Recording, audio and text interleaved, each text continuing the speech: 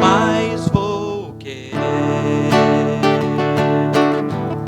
Se eu não ando mais só, o que mais vou querer? Se comigo Ele está, se comigo Ele está, a vida tem valor, há motivo pra respirar e viver o amor, e vivendo o amor, nenhum mal sofrerei.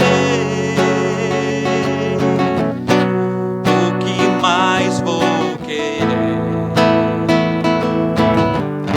Se Jesus é meu rei,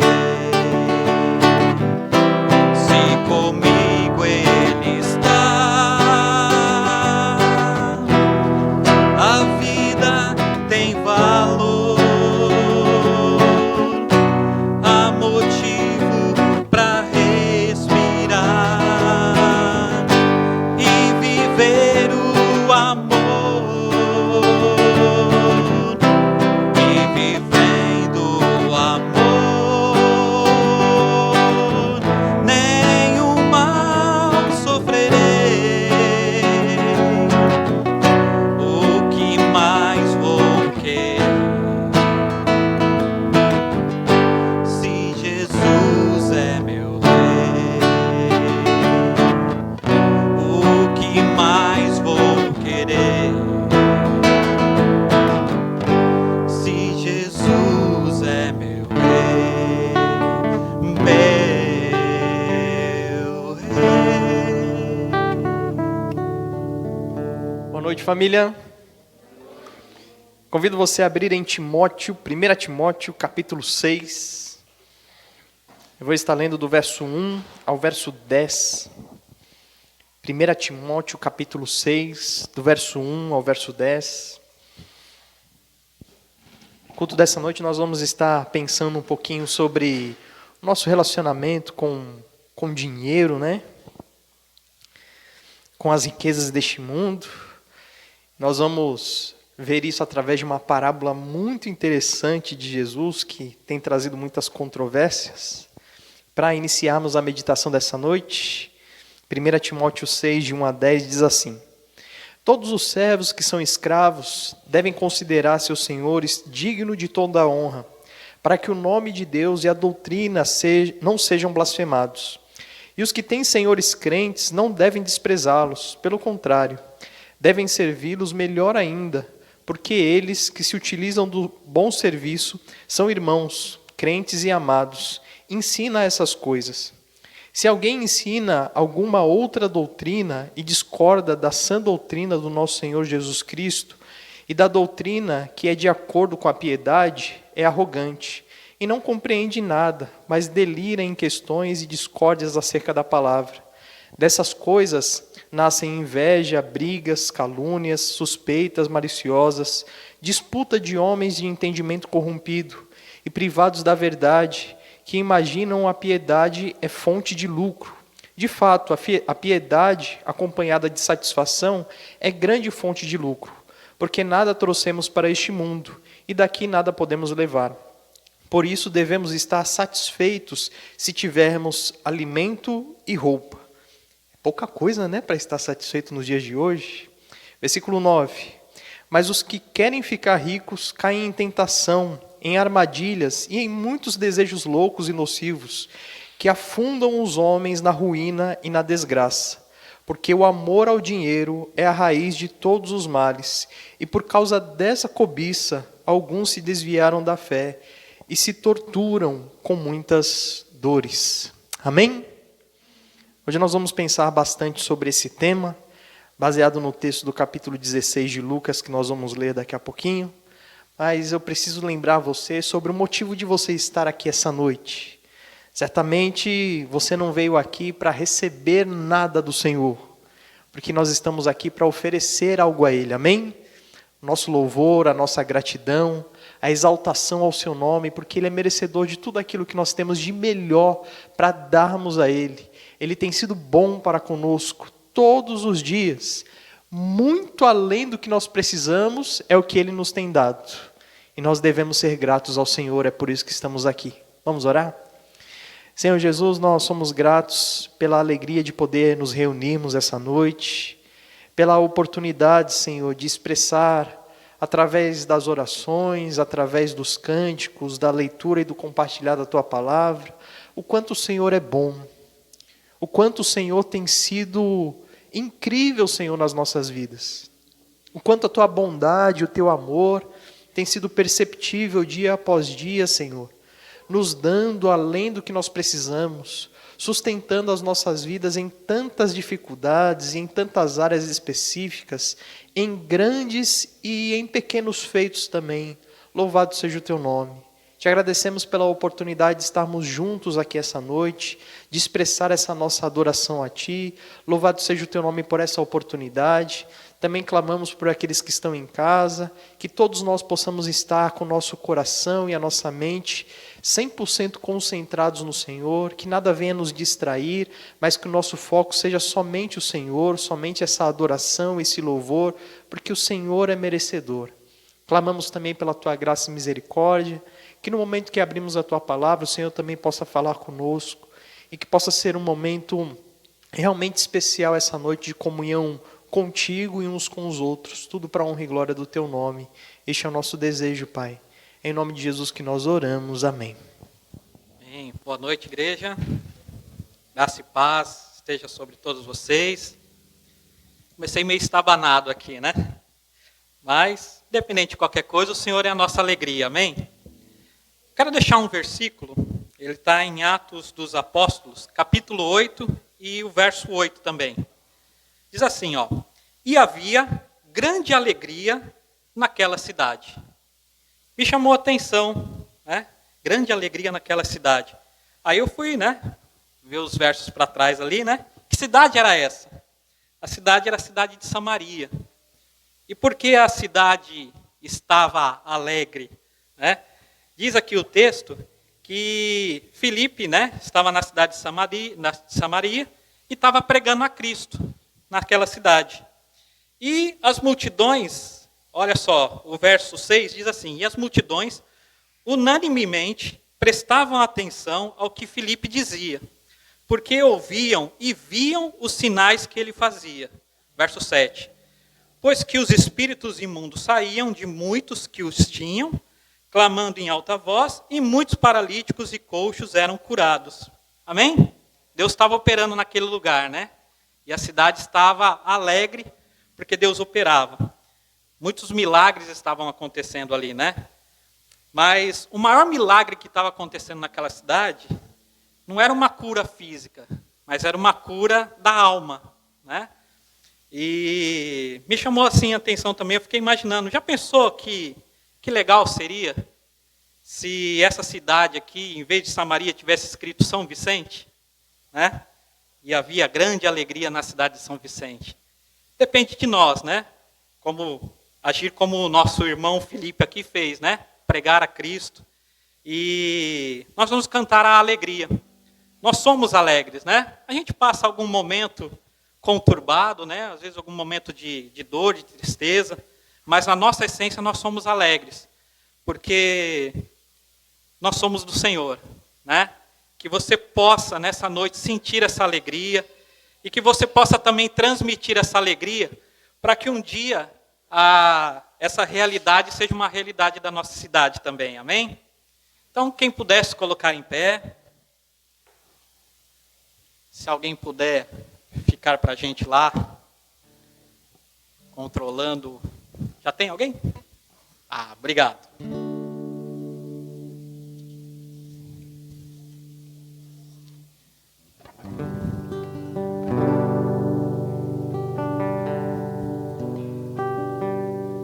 É um cântico conhecido, né? Enquanto carrega ali, dá para a gente ir iniciando.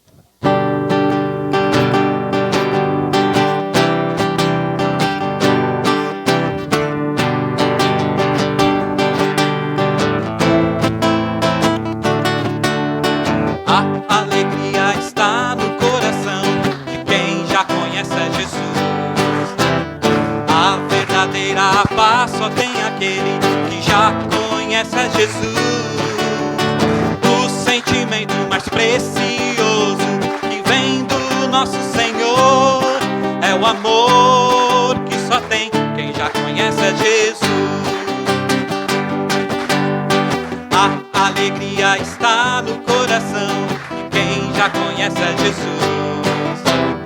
A verdadeira paz só tem aquele que já conhece a Jesus. O sentimento mais precioso que vem do nosso Senhor é o amor que só tem quem já conhece a Jesus. Aleluia, aleluia, aleluia,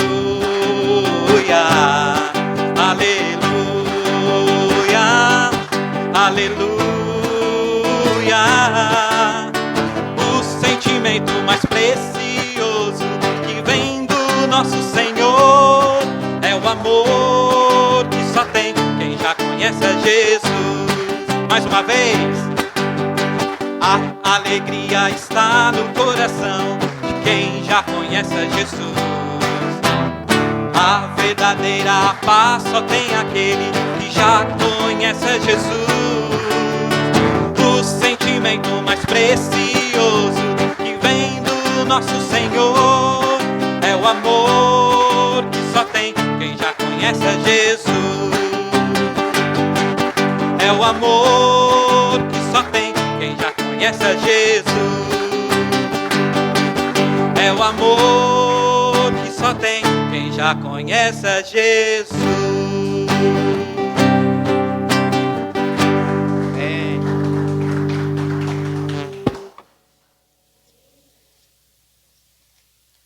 Ainda falando de alegria, a gente vive feliz, né? Como eu disse, porque nós somos de Jesus, amém?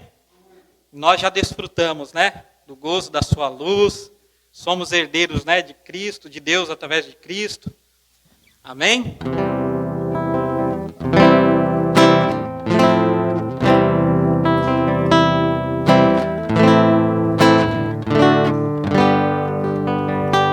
Vivo feliz, pois sou de Jesus e já desfruto o gozo da luz. Sou por Jesus, herdeiro de Deus, Ele me leva à glória dos céus. Canta minha alma, canta ao Senhor, render-lhe sempre ardente louvor. Canta minha alma, canta ao Senhor, render-lhe sempre ardente louvor.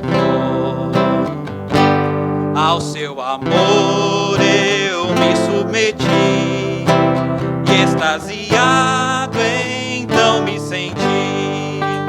Anjos descendo, trazem dos céus ecos das céus a graça de Deus. Canta minha alma, canta ao Senhor, render-lhe sempre ardente louvor. Canta minha alma, canta ao Senhor, render-lhe sempre ardente louvor. Sempre vivendo em seu grande amor, me regozijo em meu Salvador. Esperançoso vivo na luz, pela bondade do meu Jesus. Canta minha alma, canta ao Senhor, render-lhe sempre ardente louvor. Canta minha alma, canta ao Senhor, render-lhe sempre ardente louvor. Amém. Continuemos, né, rendendo ardente louvor, porque o Senhor pagou um alto preço por nós, né? Graças ao seu sacrifício, hoje podemos estar aqui, né, e adorá-lo em espírito e em verdade. Alto preço.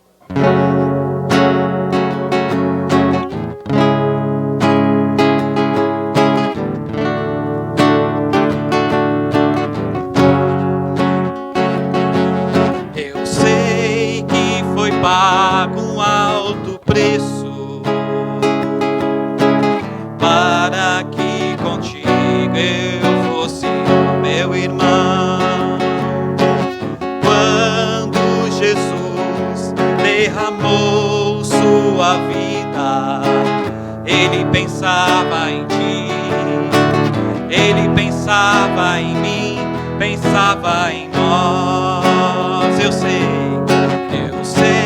que foi pago um alto preço para que contigo eu fosse meu irmão. Quando Jesus derramou sua vida, ele pensava em ti, ele pensava em mim, pensava em nós, e nos via redimidos por seu sangue, lutando o bom combate do Senhor, lado a lado trabalhando, sua igreja edificando e rompendo as barreiras pelo amor.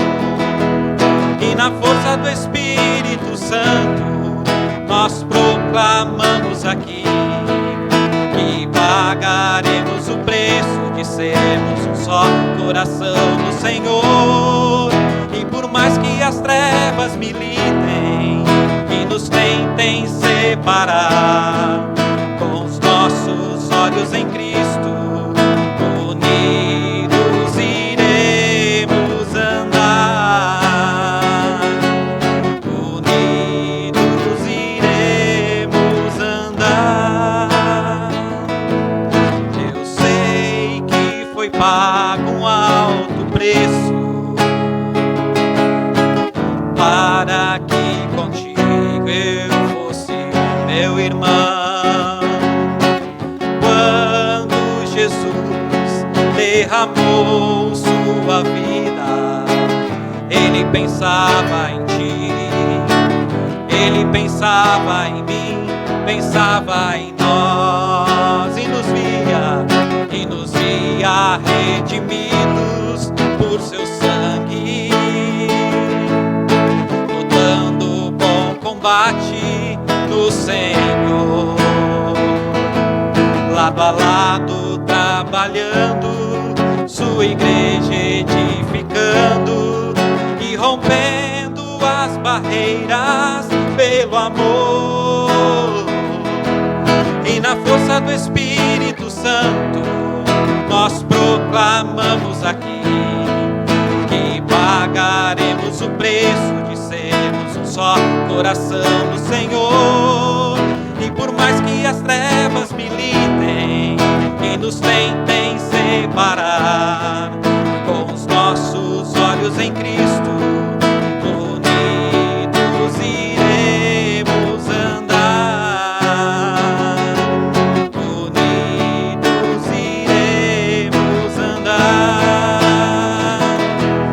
E na força do Espírito Santo nós proclamamos aqui que pagaremos o preço de sermos um só coração no Senhor.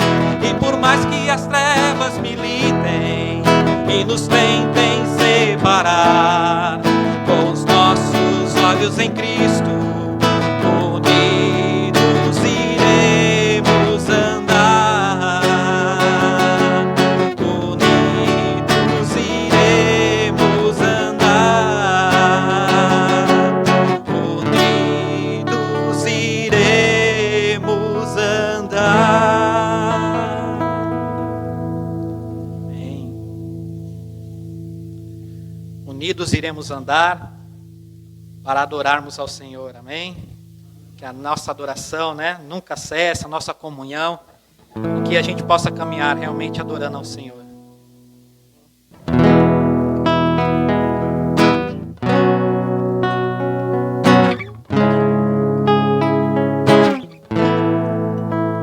Senhor, quero viver pra teu louvor, te entregar tudo que sou. Com meu viver te exaltarei,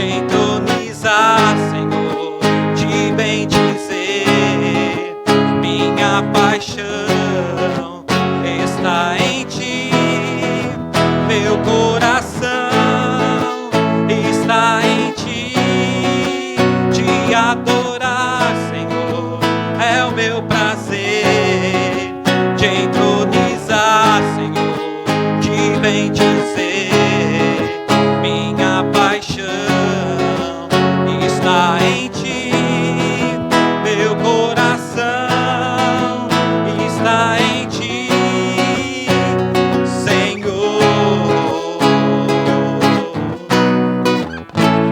Senhor, quero viver pra teu louvor, te entregar tudo que sou, com meu viver te exaltarei, amado Rei dos Reis, Senhor, tua verdade viverei, em santidade servirei, minha esperança está em ti, te adorar, Senhor, é o meu prazer, te entronizar, Senhor, te bendizer, minha paixão está em ti, meu coração está em ti, te adorar, Senhor, é o meu prazer, te entronizar, Senhor, te bendizer, minha paixão está em ti, meu coração está em ti, Senhor.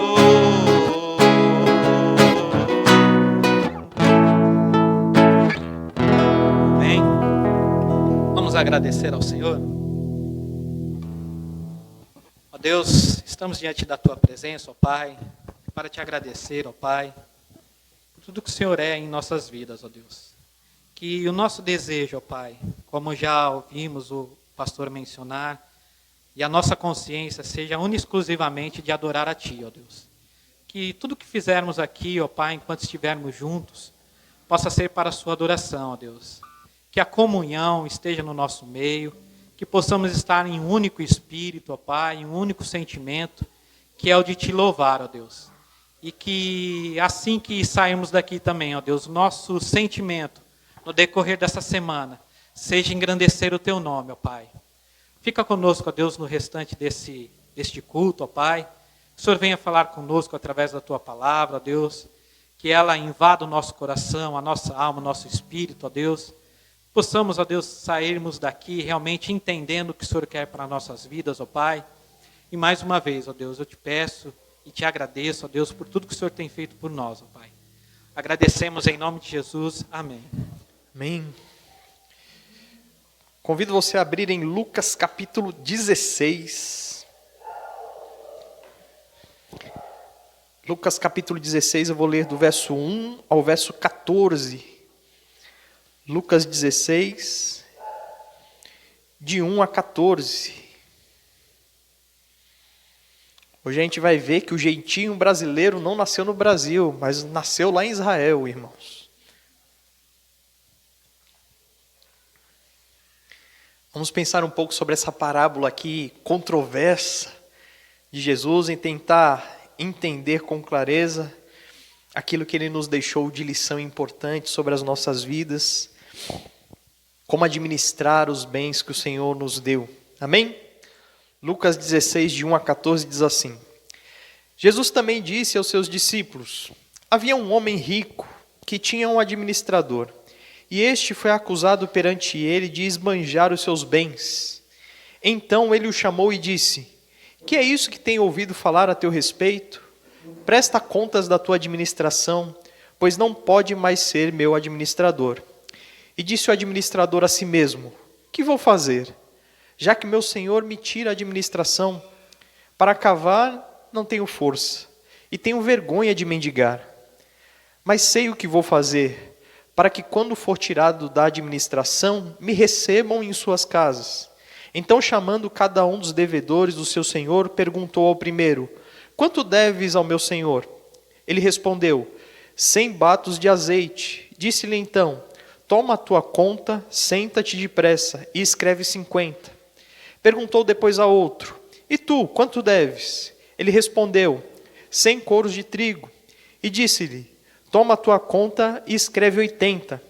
E aquele senhor elogiou o administrador injusto por ter procedido com astúcia, pois os filhos deste mundo são mais astutos para com a sua geração do que os filhos da luz.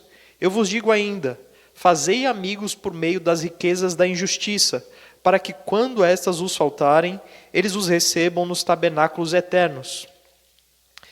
Quem é fiel no pouco, também é fiel no muito. Quem é injusto no pouco, também é injusto no muito. Se fostes fiéis na riqueza injusta, quem vos confiará as verdadeiras? E se não fostes fiéis com o que é alheio, quem vos dará o que é vosso? Nenhum servo pode servir a 2 senhores, pois odiará um e amará o outro, e se dedicará a um e desprezará o outro. Não podeis servir a Deus e às riquezas.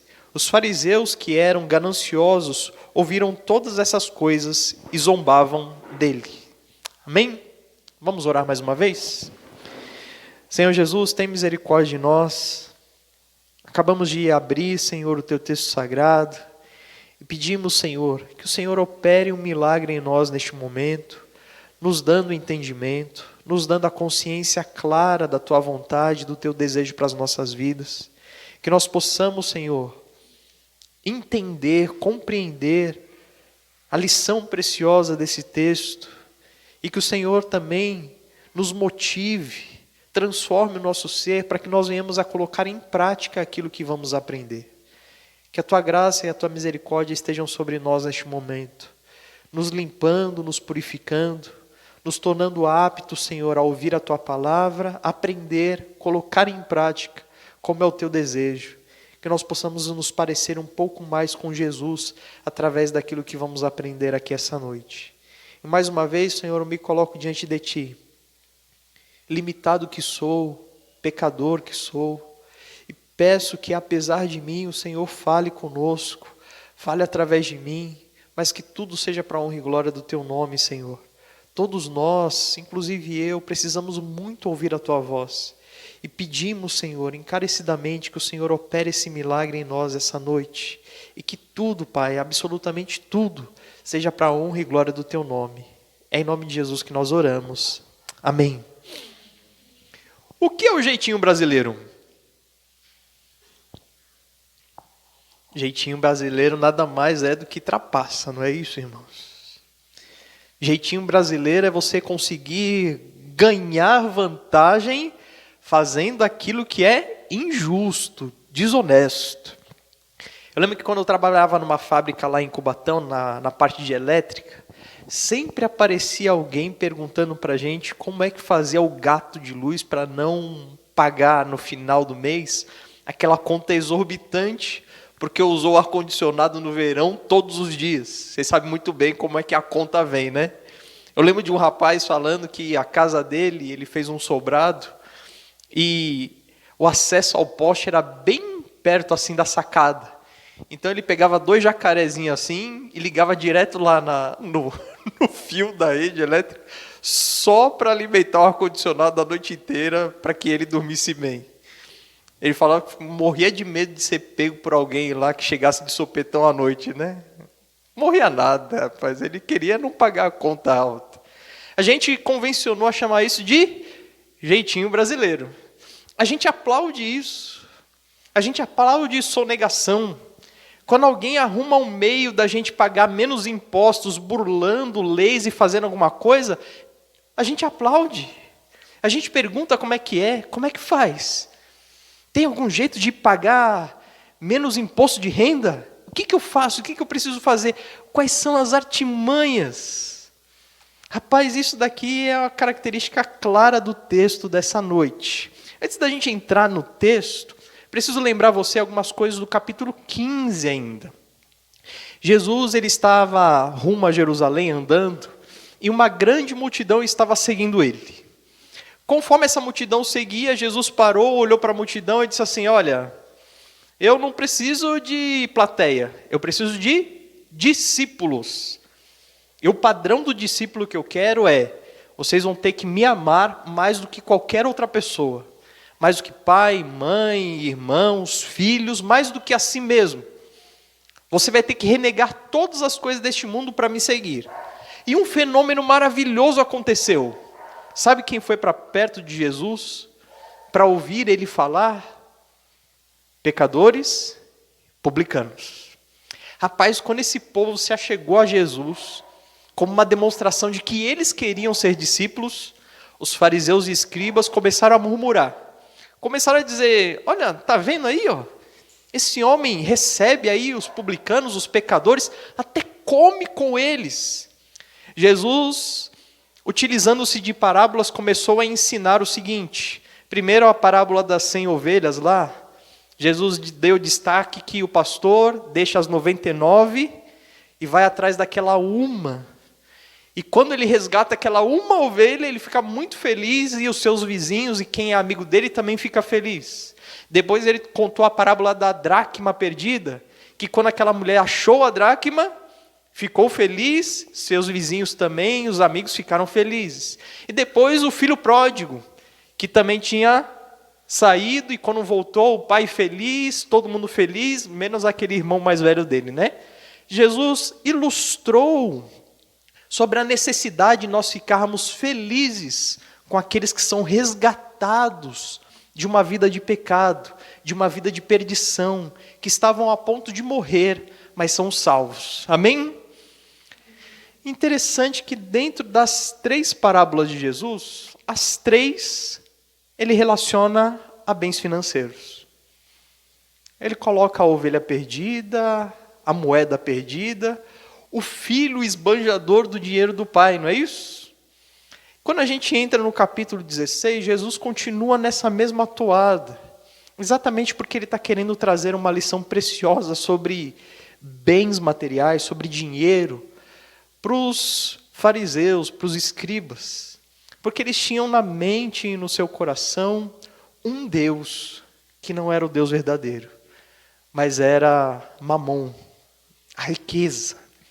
Acompanha comigo aí na sua Bíblia, Lucas 16, versículo 1 diz, Jesus começa a falar agora não somente para os fariseus e para os escribas, mas chamando a atenção dos seus próprios discípulos, é um alerta para aqueles que estão seguindo a Jesus, ou seja, para você, para mim, é um alerta para a nossa vida.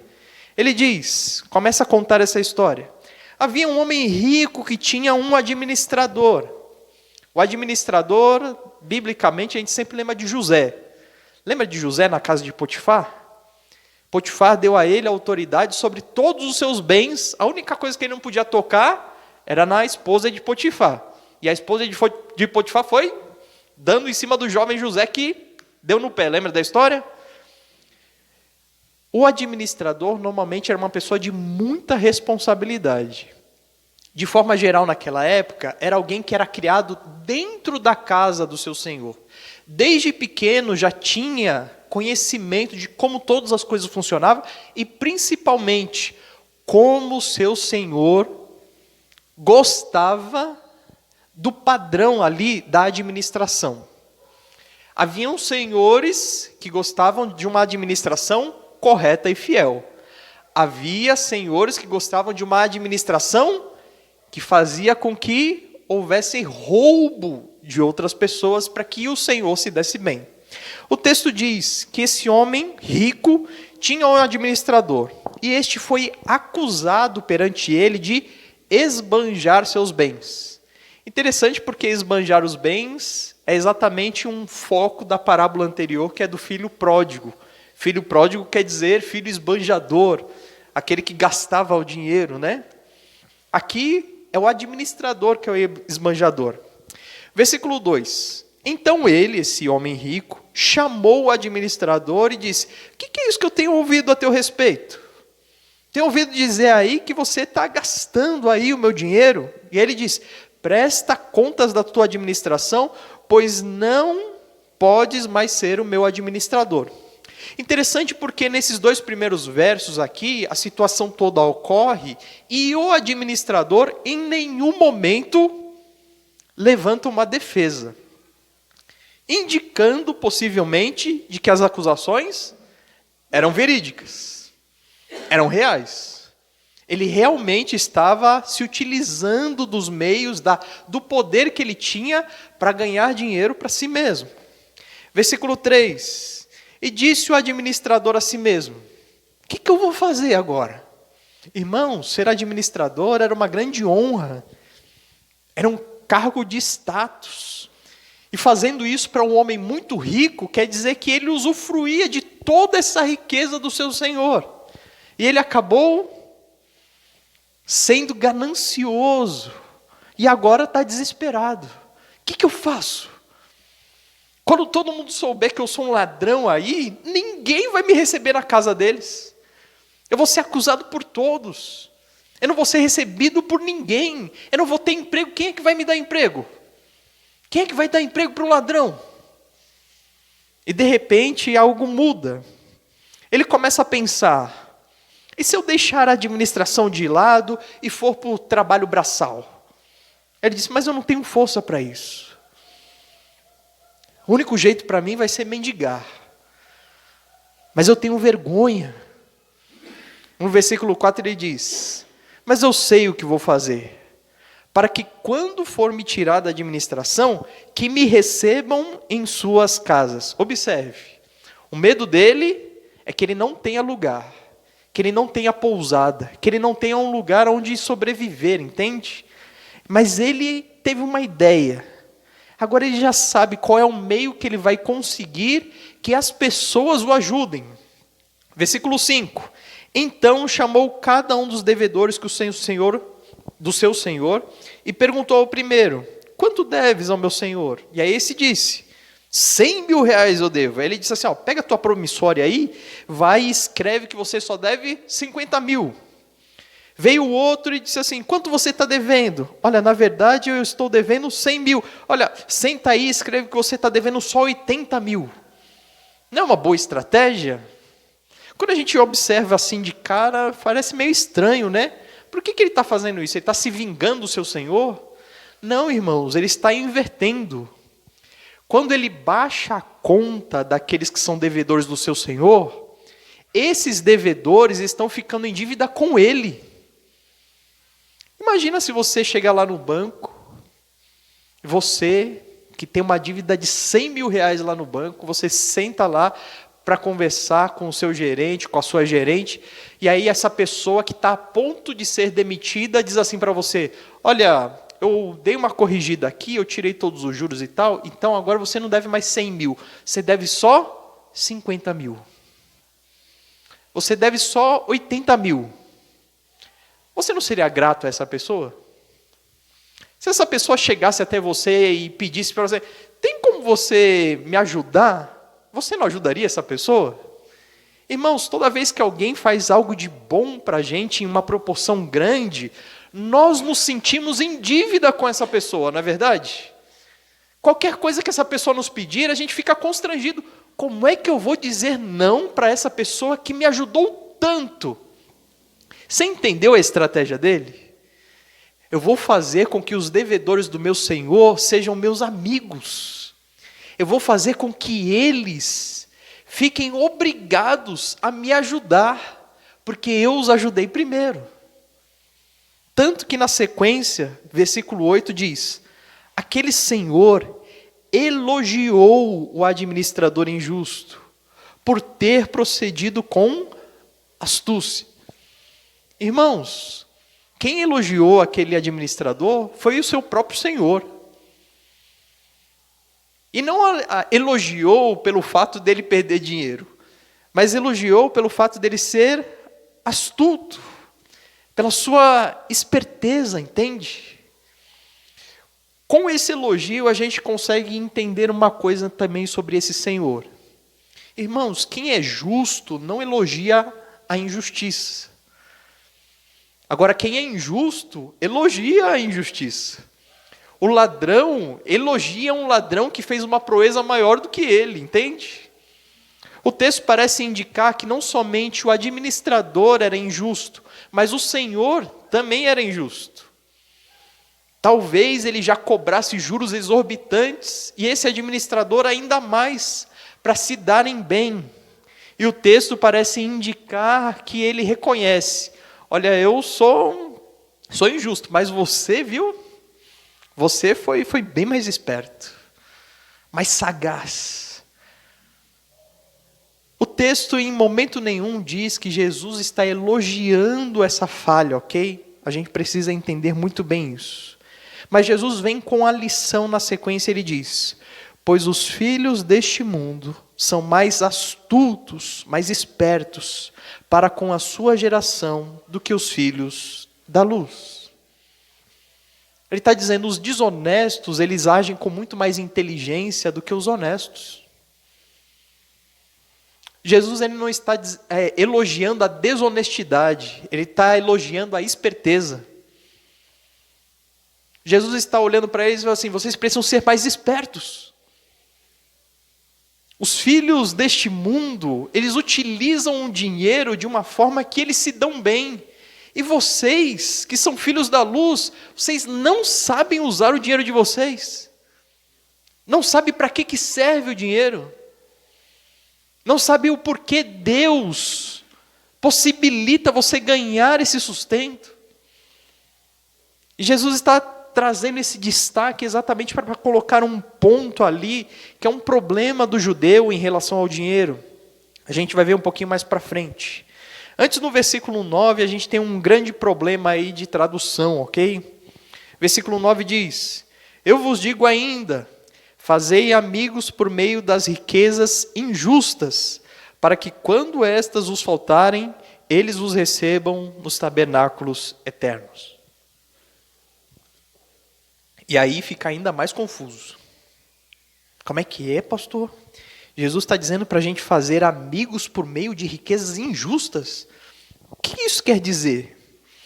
A ideia de riquezas injustas é a ideia de bens que são deste mundo, maculados pelo pecado. Irmãos, não tem dinheiro, não tem dinheiro mesmo, né? Mas não tem jeito. O dinheiro ele é corrompido e é corrompidor das pessoas. Ele é sujo. Não só na questão da espécie, né? Quando a gente pega o do dinheiro, depois tem que lavar a mão, né? Mas ele é sujo porque ele traz em si mesmo um peso de pecado. Nós não sabemos administrar o dinheiro. Nós somos facilmente corrompidos. É natural você encontrar alguém que depois de ganhar muito dinheiro, começa a olhar muito mais para si mesmo do que para aqueles que estão ao seu redor. E ao inverso acaba sendo um contrário. Quanto mais pobre, mais as pessoas conseguem avaliar e se doar pelo outro. Quando Jesus dá esse destaque aqui, ele diz assim: olha, o que você precisa fazer com os bens que Deus te deu é angariar amigos com Ele, é ajudar pessoas, é aproximar-se de gente. O dinheiro deve passar por você visando o bem do seu próximo. Esse é o padrão. É assim que Deus age. É assim que Deus está exigindo de nós. A sequência do texto, a tradução da minha versão diz: para que quando estas vos faltarem, parece que está ligado à riqueza. Quando você não tiver mais riqueza, eles, esses amigos que você fez, recebam você nos tabernáculos eternos. Olha, tabernáculos eternos não é outro lugar a não ser o céu, o paraíso, amém? Então, provavelmente a tradução aqui melhor não é a falta das riquezas, mas a sua falta, a sua ausência, quando você não estiver mais neste mundo. A tradução é falar sobre alguém que faleceu, alguém que morreu. Jesus está dizendo assim: pega os seus bens, invista em pessoas, abençoe elas, elas serão suas amigas. E quando você não estiver mais neste mundo, quando você chegar lá, você vai ser recebido por essas pessoas na casa delas. Entende? O administrador injusto fazia de tudo para ser recebido na casa das pessoas neste mundo. E Jesus está dizendo, faça de tudo para ser recebido nas mansões celestiais. Não trabalhe, não empreste, não se dedique a fazer algo por pessoas, para que você tenha os retornos aqui neste mundo. Não, não faça isso. Trabalhe, se dedique, abençoe pessoas, para você ter retornos eternos. A tradução desse jeito faz muito mais sentido com a sequência do texto do capítulo 16. Jesus ainda vai tratar da parábola do rico e Lázaro, você lembra disso? A parábola do rico e Lázaro mostra que Lázaro morreu primeiro e foi para o paraíso. O rico morreu na sequência, mas não foi recebido por Lázaro no paraíso, não é isso? É o que Jesus está dizendo aqui no versículo 9.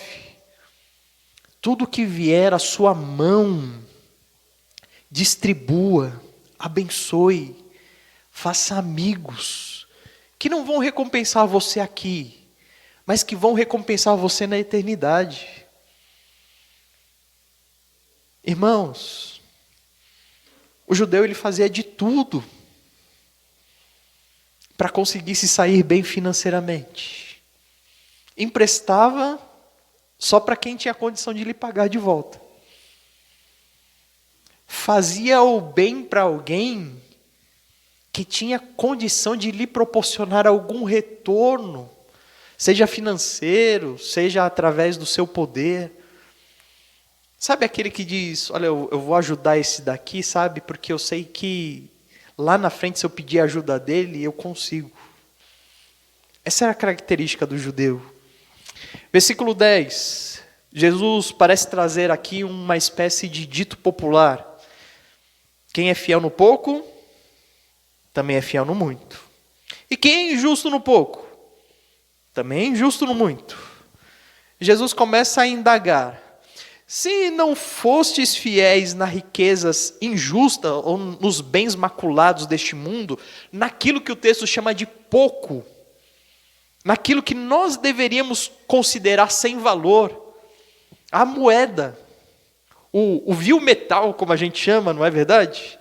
Jesus está dizendo assim, se no pouco que a gente tem nesse mundo, a gente não consegue ser fiel, quando nós teremos condição de ser fiéis àquilo que realmente tem valor? O texto aqui no versículo 11 parece fazer um cálculo daquilo que Deus tem a entregar a cada um de nós. É como se ele dissesse assim, se vocês não são fiéis nesse pouco que vocês têm, maculado, podre, quem vos confiará aquilo que realmente é puro, que é santo, que é sagrado? Versículo 12 diz, e se não fosses fiéis com o que lhe é alheio, quem vos dará o que é vosso? E aí a gente precisa parar para pensar, porque normalmente a gente tem um pouco mais de zelo quando a gente está tratando com algo que não é nosso. Normalmente é assim no nosso trabalho, não é? A gente tem um pouco mais de cuidado com aquilo que é do nosso patrão. Às vezes a gente vai no vizinho e pede alguma coisa emprestado, não pede?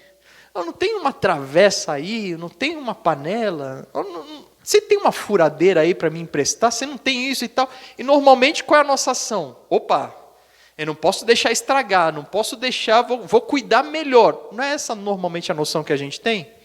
Jesus está dizendo assim, se vocês não conseguem ser nem fiéis naquilo que não é de vocês, como é que vai ser quando for aquilo que realmente é de vocês? Se vocês não conseguem ser fiéis naquilo que outra pessoa deu na mão de vocês como responsabilidade, quem vai dar a vocês aquilo que é vosso? É como se Deus mostrasse para a gente assim, olha, eu estou dando um pouquinho só para você administrar aquilo que é meu. E nesse pouquinho que eu dei para você, você não consegue ser fiel. Irmãos, aqui a fidelidade não é dízimo. Deus, ele não exige de nós a fidelidade no dízimo somente. Ele exige de nós a fidelidade em 100% daquilo que nós recebemos. É só isso.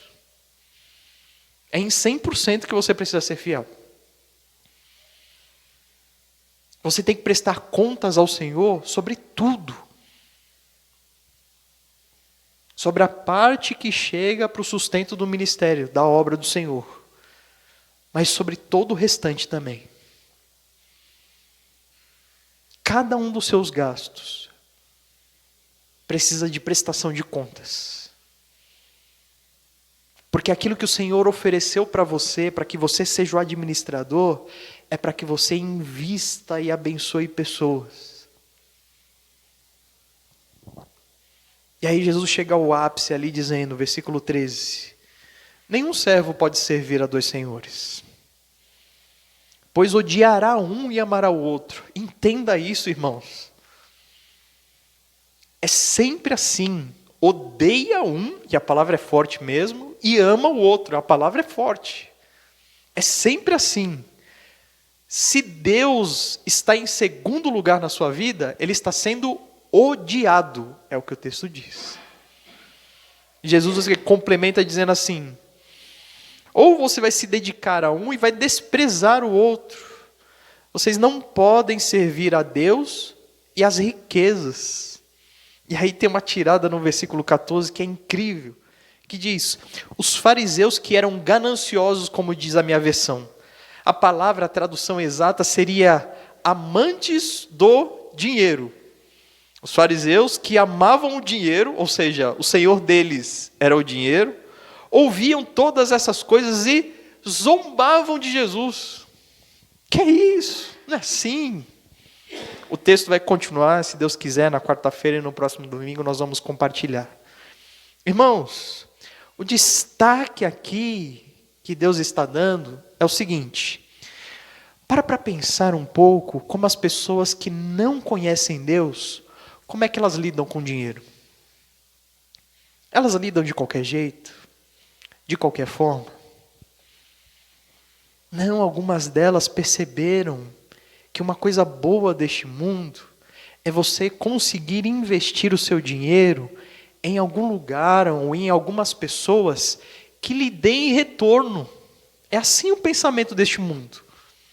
Aquele que tem dinheiro vai investir em um bom negócio, em uma pessoa de capacidade, sempre visando um retorno. A parábola diz isso. Esse administrador infiel, ele deu desconto lá das dívidas visando o retorno. Opa, quando eu bater na casa desse pessoal aí e disser assim, olha, tem como eu passar um período aí na sua casa? Não tem um lugarzinho para mim ficar? A pessoa ela não vai poder olhar para a cara desse homem e dizer assim, não tem como. Está em dívida com ele. Como é que eu vou dizer não para esse jovem que me ajudou? Não, pode entrar, fica aí quanto tempo você quiser. Jesus ele está comparando isso e dizendo, e vocês? Vocês não entenderam que tudo aquilo que Deus está proporcionando para a sua vida é para que você invista em pessoas, mas que o resultado não seja neste mundo, mas no mundo vindouro? E que é exatamente por isso que nós devemos investir naqueles que não têm como nos retribuir. Aqueles em que a gente vai dar 100 e não vão ter como nos devolver nenhum real sequer. E não pensando, não, vou dar esse aqui eu ajudo hoje, porque eu sei que amanhã ele pode me retribuir mais. Não é investimento com retorno financeiro, é investimento com retorno eterno. Não é baseado neste mundo, é baseado na eternidade. Jesus ele destaca isso dizendo assim, olha, faça essas coisas para que quando você chegar lá na eternidade, você seja recebido por essas pessoas que lhe ajudaram. Elas vão lhe receber, não na casa delas neste mundo, mas nas mansões celestiais. É para lá o nosso investimento, não é aqui. Aqui tudo é podre, irmãos. Tudo vai passar, tudo é passageiro. Tudo é corrompido pelo pecado. É exatamente por isso que Jesus ele utiliza essa expressão riquezas injustas. Eu prefiro a expressão riquezas maculadas. Não são puras, não são sangues, não são santas. Elas têm mancha. Sempre tem mancha. Jesus ele diz, se isso chegou na sua mão, faça a utilização para o bem disso. Chegou na sua mão, abençoa. Irmãos, o versículo 13, quando ele fala de servir, é interessante. Será que a gente pode colocar o dinheiro acima de nós como nosso Senhor? Como alguém que manda em nós? Claro que sim. É só você fazer uma avaliação óbvia. O final do objetivo é o dinheiro? O final do objetivo são os bens materiais? Se são, você está já servindo ao dinheiro. Para que você vai fazer mais horas extras? É para ter mais dinheiro? Se o objetivo final é esse, está servindo ao dinheiro. Eu vou trocar de emprego agora porque eu vou ganhar mais. O objetivo final é ganhar mais? Ou se é só esse o objetivo final, então está servindo ao dinheiro. Eu vou investir aquilo que eu tenho nisso aqui e tal, porque eu quero ganhar mais dinheiro. O objetivo final é o dinheiro, você se tornou servo dele. Como é que então é a vida cristã? A vida cristã, o investimento é lá no céu. Senhor, eu estou pensando em fazer horas extras, porque eu sei que com esse dinheiro eu consigo comprar mais cesta básica lá para a igreja, que eu sei que o pessoal está precisando. Opa, o final é ajudar o próximo, não é o dinheiro? Opa, tá certo. Está fazendo amigos lá para a eternidade. Olha, eu estou pensando, Senhor, em mudar de emprego, de emprego por uma causa específica. É para ganhar mais dinheiro? Não, na verdade é pelo contrário. É porque eu queria ter o final de semana para dedicar ao Senhor. Opa, é isso aí. Entende a diferença? O objetivo final.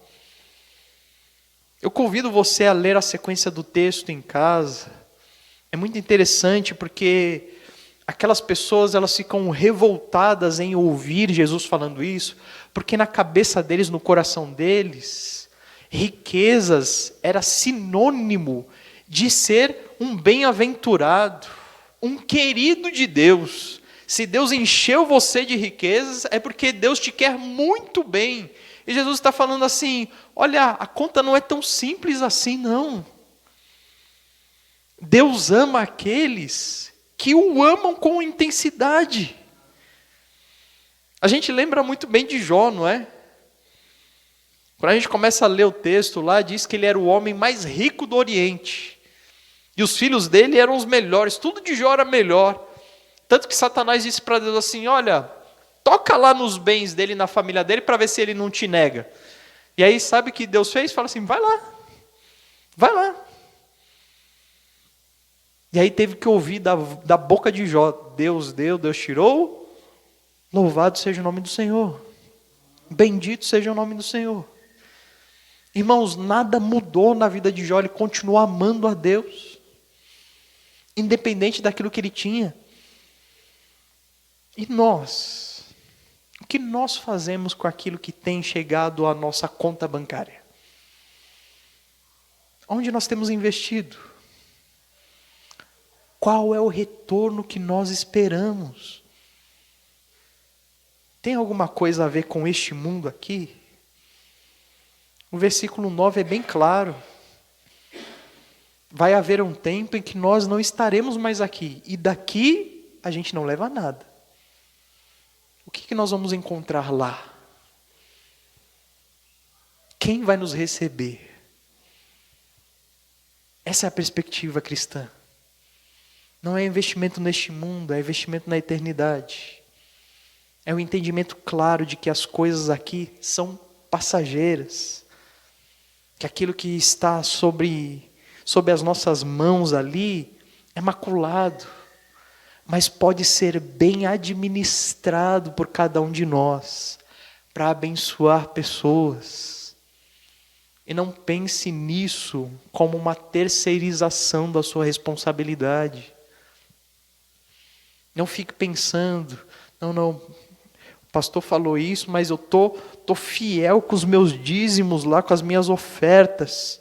E se eu estou fiel, o pastor tem que fazer o trabalho dele. Não é isso que o texto está dizendo, irmãos. O texto está trazendo uma responsabilidade individual sobre aquela quantia que fica na sua mão e como você tem usado isso para abençoar pessoas. Não somente a sua própria família, mas aqueles que estão ao seu redor. Porque a vida é assim, irmãos. A gente investe aqui para receber os resultados lá na eternidade com o nosso Senhor. Amém? Vamos orar? Senhor Jesus, nós somos gratos a Ti pela Tua palavra. Agradecemos pela oportunidade de ler esse texto, de compreender, Senhor, o ensino tão profundo, e que vai nos ajudar certamente a avaliar novamente as nossas vidas, avaliar quais são os nossos objetivos finais, avaliar se nós temos servido mais a Ti ou as riquezas, avaliar se nós temos buscado retornos neste mundo ou no mundo vindouro, Senhor. Tem misericórdia de nós. Nos ajuda a compreender que aquilo que chega à nossa mão é um meio só de abençoar pessoas. Riquezas não são um fim em si mesmo. Nós não estamos aqui neste mundo para enriquecer. Foi exatamente isso que nós lemos no texto lá de 1 Timóteo. Quanta dor e sofrimento isso traz na vida daqueles que têm esse objetivo. Tem misericórdia de nós, Pai. E abre os nossos olhos para que nós venhamos a enxergar quais são os Teus desejos para aquilo que o Senhor colocou sobre a nossa responsabilidade de administrar. O que o Senhor quer, como o Senhor deseja que nós venhamos a colocar esse dinheiro, Senhor. O total dele, o 100% dele, porque tudo é Teu. E que nós possamos entender com clareza que esse investimento vai ter um retorno, mas não neste mundo. A gente não deve ficar pensando nisso, desejando esse retorno financeiro, desejando esse retorno em bens, em publicidade, em poder, seja lá qual for o objetivo, mas que seja sempre um retorno eterno, algo que não vai perecer. Algo que nós vamos ter a alegria de desfrutar por toda a eternidade. E que nós venhamos a fazer verdadeiros amigos dessa forma. Que as pessoas que são alvos, Senhor, da nossa ajuda, das nossas ações de amor, de sustento, que elas possam fazer parte dos nossos relacionamentos aqui na eternidade, Senhor. Este é o nosso desejo. É viver a salvação, é viver a alegria, Senhor, dos salvos em Cristo Jesus, através das nossas vidas, Pai, por uma ação de evangelização que vai partir de nós, do nosso conhecimento de Cristo, dessa responsabilidade que Ele nos deu. Louvado seja o Teu nome por isso, Pai, que nós possamos entender claramente isso, e que isso mude a maneira de nós vermos a nossa vida em relação a finanças. É em nome de Jesus que nós oramos. Amém.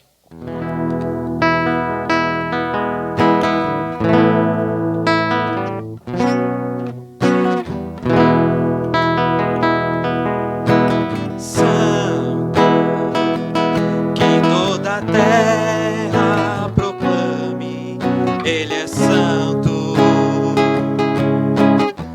Este é o nosso Deus, outro igual não há. Santo, somente Ele é magnífico.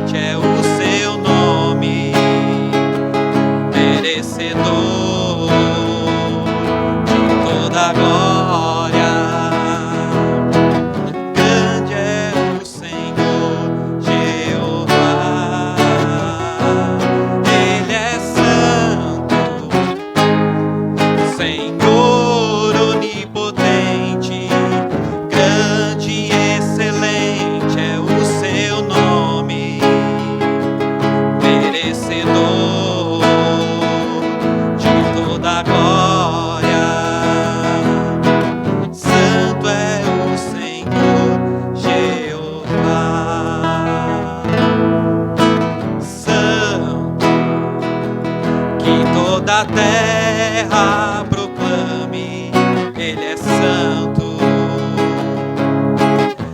Este é o nosso Deus, outro igual não há. Santo, somente Ele é magnífico em santidade. Todo joelho se dobrará e toda língua confessará.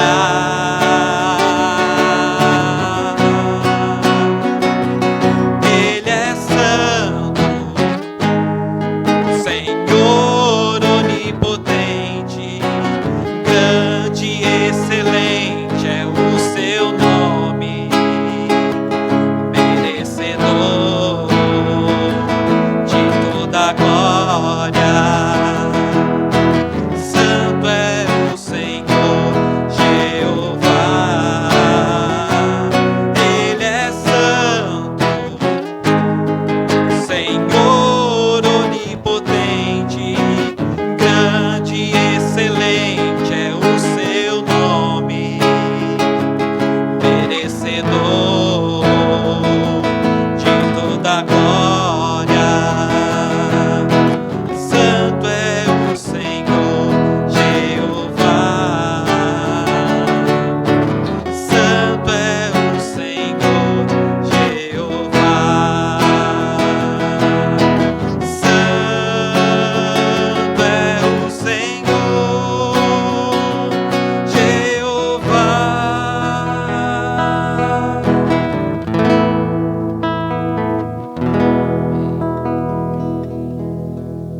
Amém? Vamos terminar o culto dessa noite com uma oração? Senhor Jesus, nós louvamos e exaltamos o Teu nome pelo tempo especial, Pai, que tivemos aqui na Tua presença, entoando, Senhor, louvores a Ti, exaltando o Teu santo nome, expressando a nossa gratidão por aquilo que o Senhor é e tens feito, Senhor, em nossa vida, e pela grande oportunidade de ouvir o Senhor falar conosco, endireitando, Senhor, os rumos da nossa vida, nos dando a visão, Senhor, correta das coisas, Senhor, e nos fazendo investir naquilo que é eterno. Louvado seja o Teu nome por isso, Pai. Que nós possamos ainda hoje já colocar em prática aquilo que aprendemos e que esse culto venha se estender por toda essa semana, Senhor, para a honra e glória do Teu nome. Senhor, Deus Todo-Poderoso, continuamos clamando a Ti por uma ação, Senhor, transformadora, miraculosa, Senhor, no Brasil, no mundo inteiro. Uma ação salvadora, Senhor, com relação à eternidade, com relação ao físico também, à saúde das pessoas. Pedimos que o Teu Espírito Santo venha agir, Senhor, de uma forma sobrenatural, convencendo o pecador, Senhor, da verdade, convencendo ele, Senhor, do pecado, da justiça e do juízo. Mas que o sangue de Jesus Cristo, Senhor, possa salvar cada um desses pecadores e que nós sejamos os Teus arautos, Senhor. Aqueles que pregam o Teu Evangelho, aqueles que anunciam a salvação em Cristo Jesus para esse mundo que tanto clama, Senhor, desesperado, Senhor, por um Salvador. Que nós venhamos a fazer a nossa parte, Senhor, hoje, durante essa semana, e que toda a nossa vida seja um constante culto a Ti. Louvado seja o Teu nome. É em nome de Jesus que nós oramos. Amém.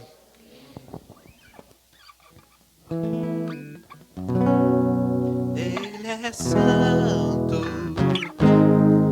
Senhor onipotente, grande e excelente é o Seu nome, merecedor de toda glória.